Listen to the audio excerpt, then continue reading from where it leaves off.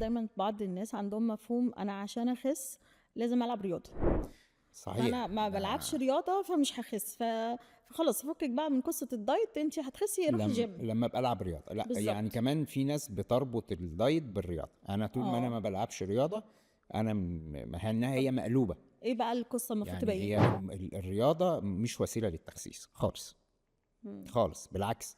الناس اللي بتلعب رياضه وبتعمل دايت عاده ما بتنزلش على الميزان. ممكن تعمل شيب نزول حجم شويه وما او بيبقاش شكل. مستمر برضه. اه المشكله مع الرياضه ان برضه عندنا مفهوم ان انا بدام بلعب رياضه يبقى يبقى انا خلاص انا كويس بقى. بحرق بقى، اه فهروح اكل بقى فعليا. اه وهبقى جعان طول الوقت. فبالتالي هعمل دايت ازاي او هقلل اكل ازاي؟ الحاجه التانية ان الرياضه اللي عاده اللي بيعاني من زياده وزن عنده مشاكل مفصليه. ممارسه الرياضه بوزن تقيل بتزود المشاكل المفصليه. كمان العلم بقى قال ان انا لو انا مثلا عايز اخس كيلو جرام بالرياضه، محتاج امارس حاجه و40 ساعه رياضه. مم.